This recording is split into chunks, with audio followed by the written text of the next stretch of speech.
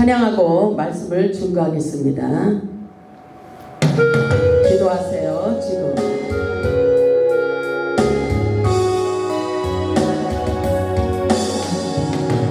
기도하세요. 지금 아직 포기하지 말아요.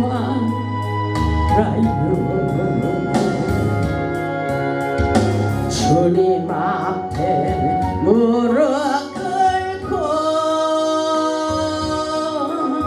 겸손하게 기도해 보세요. 내 앞길 가로막는 장애물이 있다 해도 걱정하지 마세요. 돌아서지 마세요. 슬픔도 기쁨도 괴로움도 기도로 이겨낼 수 있잖아요.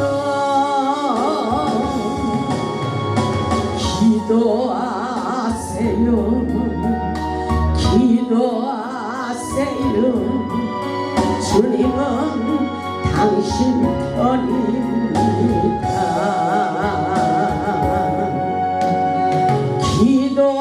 기도하세요. 지금 아직 포기하지 말아요. 주님 앞에 무릎 꿇고 겸손하게 기도해 보세요. 하늘이 무너져도 절망하지 마세요. 주님 의지하세요. 믿음을 가지세요. 슬픔도 기쁨도 괴로움도 기도로 이겨낼 수 있잖아요.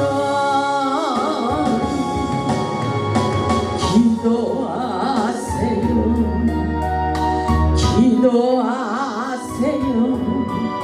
주님은 당신 편입니다. 아멘. 할렐루야. 우리 하나님 살아서 역사하십니다. 오늘 말씀의 제목은 응답받지 못하는 기도의 이유에 대해서 말씀을 증거하겠습니다. 하나님께서 우리에게 천국 열쇠를 주시며 기도하라고 말씀하셨습니다.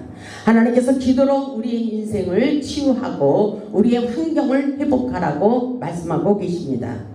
5만 번의 기도 응답을 받은 조지 물러를 한번 생각해 보시기 바랍니다. 하나님께서 반드시 응답해 주심을 믿을 수 있길 바랍니다. 하나님께서 기도하라고 우리 모두에게 천국 열쇠를 주셨다고 말씀하고 계십니다. 본문 19절을 보면 내가 천국 열쇠를 내게 주리니 내가 땅에서 무엇이든지 매면 하늘에서도 매일 것이요 내가 땅에서 무엇이든지 풀면 하늘에서도 풀리리라. 아멘. 우리는 천국 열쇠를 많이 사용해야 됩니다. 아멘. 우리 인생에 막혀있는 문이 열리는 영적인 문제는 우리가 믿음을 가지고 기도할 때 열려지고 풀어지게 될 수 있다는 것을 말씀하고 계십니다. 하나님께서 기도하는 자는 절대로 망하지 않는다고 말씀하고 계십니다. 하나님께서 우리에게 끝까지 포기하지 말고 기도하라고 명령하고 계십니다. 기도로 상한 마음, 상한 감정, 상한 육체를 치유받기를 원하고 계십니다. 기도를 통해서 역사하시는 것입니다. 우리가 세상을 살아갈 때 우리 인생의 풍랑은 우리를 고통스럽게 합니다. 그러나 인생의 풍랑으로 인해 하나님의 말씀에 귀를 기울이고 우리가 기도하게 됩니다. 그렇기 때문에 때로는 우리에게 고난과 연단을 주시기도 합니다. 인생의 거센 파도 속에서 함께 하시는 하나님의 은혜를 생각하시고 시험에 들지 마시고 기도해 보시기 바랍니다. 아멘. 반드시 하나님께서 여러분에게 응답해 주신다는 사실을 잊지 마시기 바랍니다. 이 시간은 우리가 기도를 많이 하는데도 응답받지 못하는 이유가 무엇인지 배워보겠습니다. 첫째로 보면 우리의 죄 때문에 응답받지 못하는 경우가 있습니다.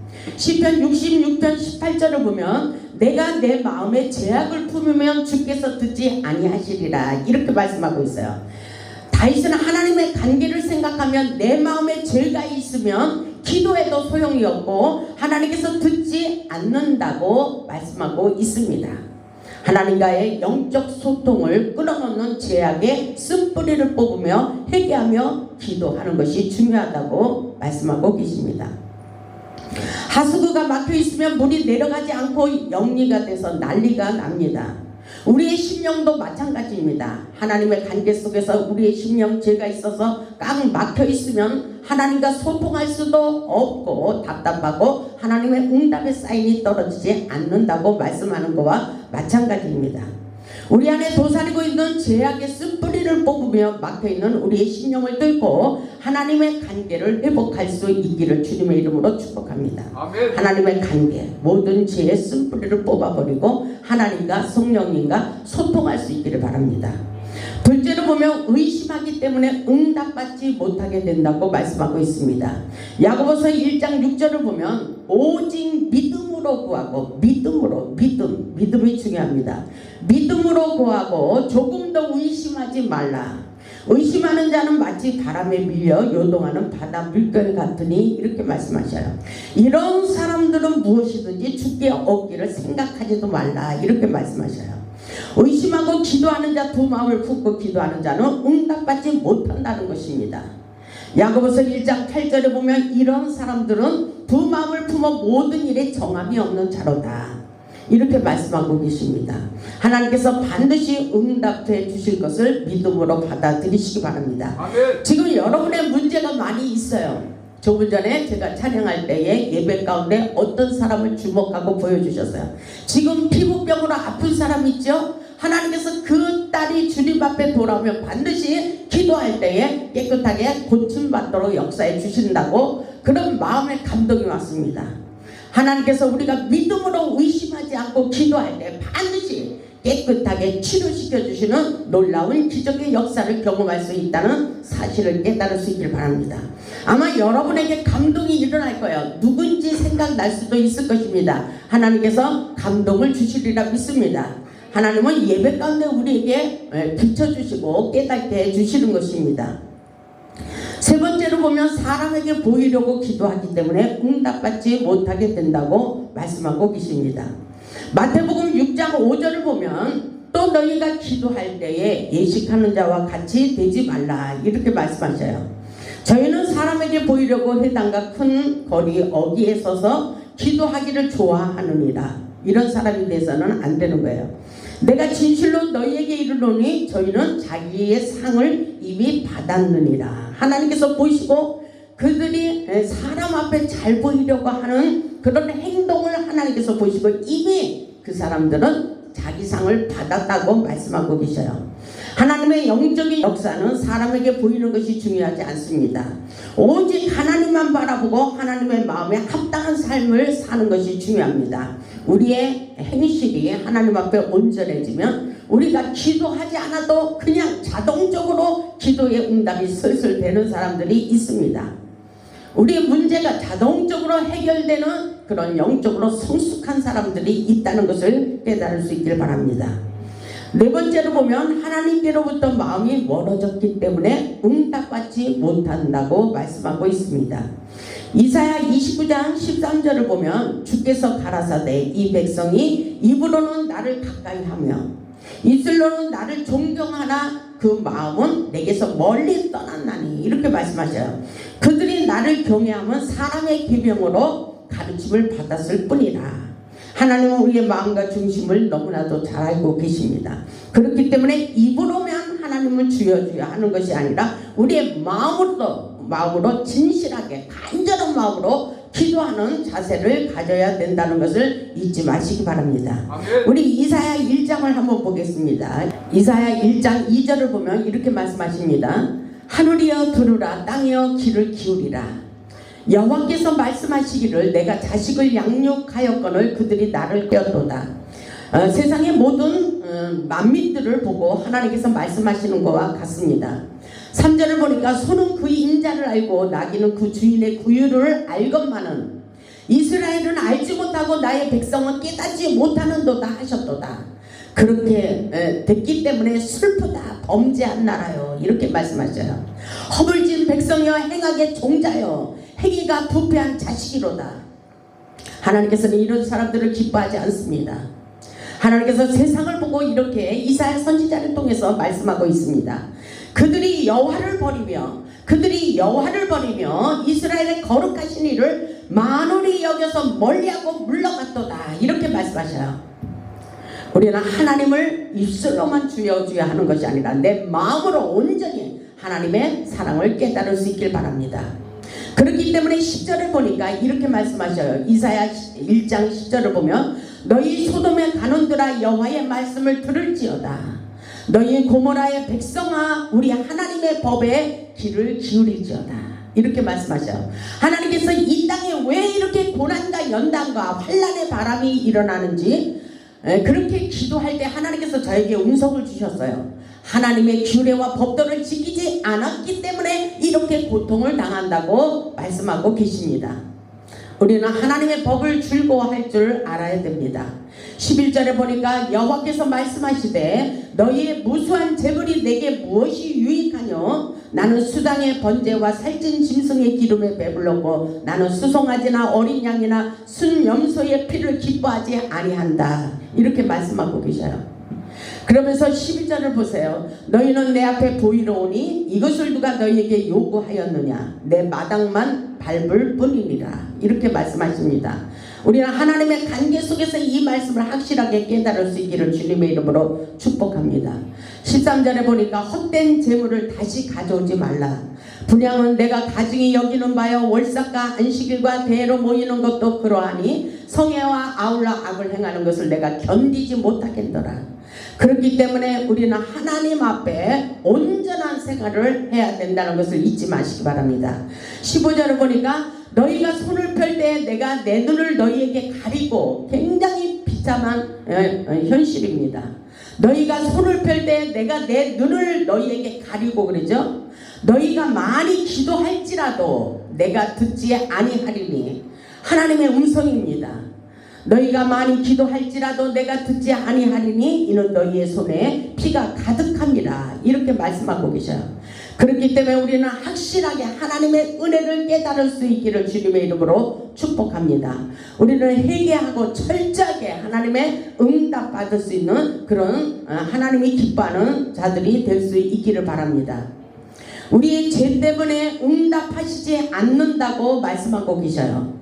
우리는 확실하게 주님의 관계를 확실하게 맺어야 됩니다. 다섯 번째로 보면 믿음이 부족하기 때문이라고 말씀하고 계십니다. 하나님의 전능하심을 믿지 못하기 때문이라고 말씀하고 계셔요. 믿음을 가져야 돼요. 히브리서 11장 1절을 보면 이렇게 말씀하고 계셔요. 히브리서 11장 1절을 보면 이렇게 말씀하십니다.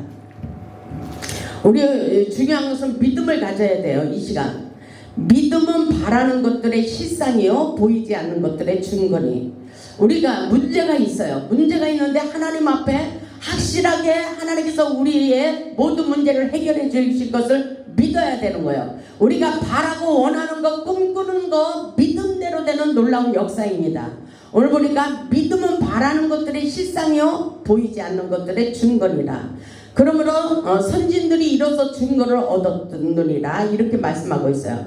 그러면서 믿음으로 모든 세계가 하나님의 말씀으로 지어진 줄을 우리가 아나니 보이는 것은 나타나는 것으로 말미암아 된 것이 아니라. 하나님께서 우리가 보이는 세계가 중요하지 않다는 것입니다.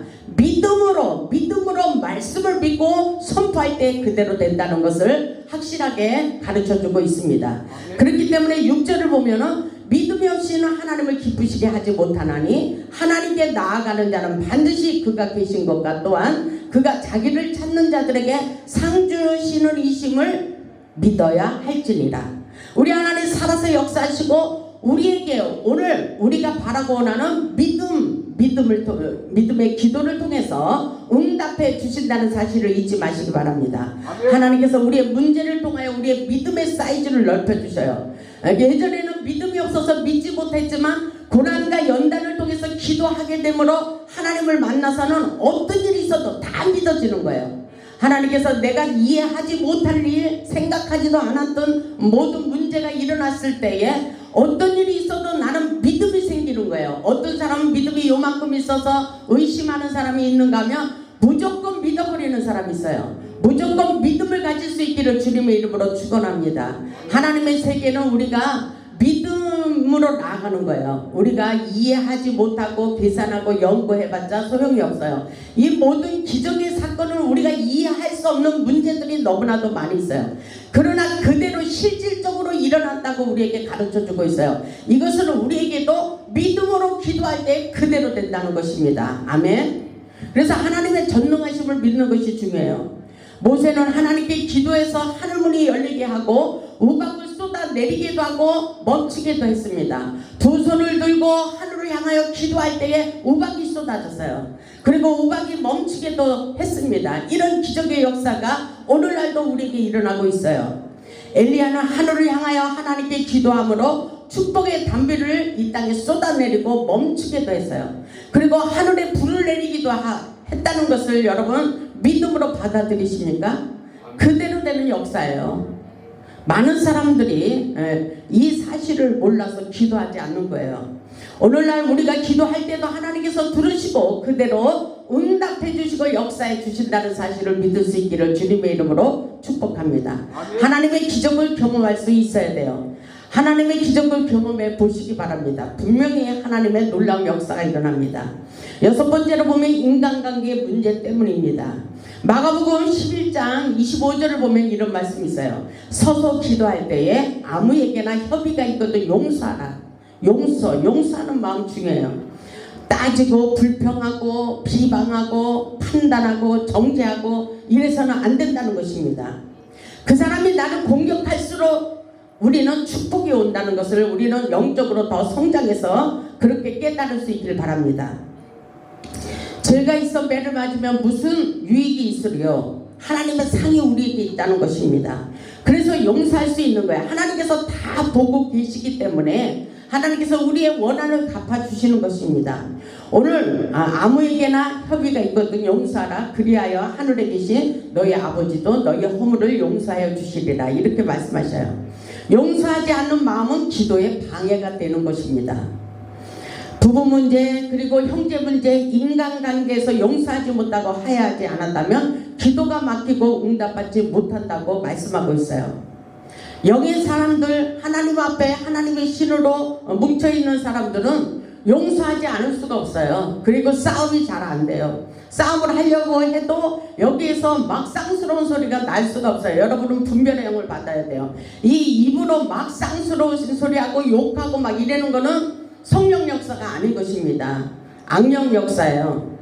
저는 이렇게 큰 소리를 치려고 해도 큰 소리가 잘 안 나와요. 큰 소리 치려고 했는데 내 안에서는 웃음이 나올 때가 있어요. 그건 내 맘대로 되는 게 아니에요. 그리고 누구가 저한테 말했을 때 나쁜 소리를 막 전해줬는데 다 잊어버려요. 여기서 다 잊어버려. 누구한테 전달을 할 수가 없어요.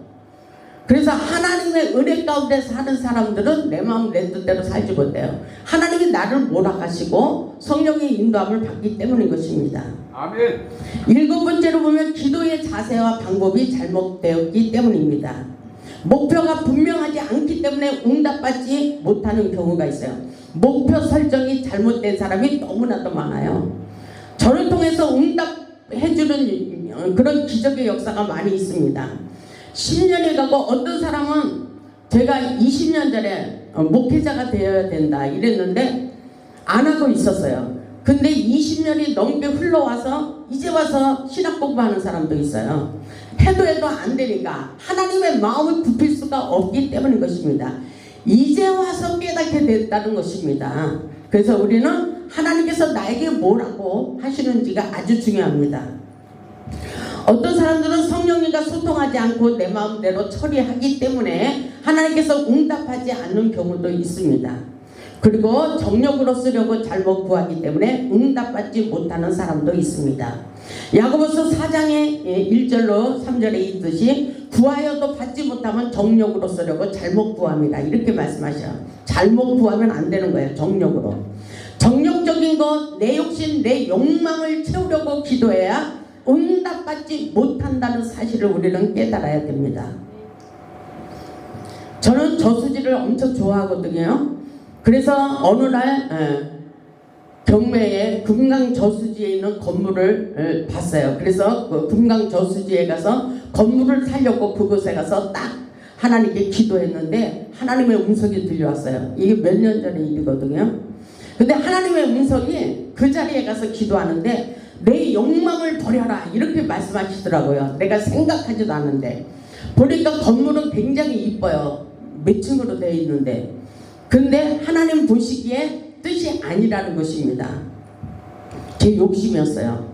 내 욕망을 버려라. 그래서 저는 깜짝 놀랐습니다. 그래서 저수지를 아무리 좋아해도 하나님이 응답해 주셔야 되는 것입니다. 기도하는 자에게는 거절도 응답인 것입니다. 왜냐하면 거기가 기름 보일러에다가 돈이 들어갈 게 많아요.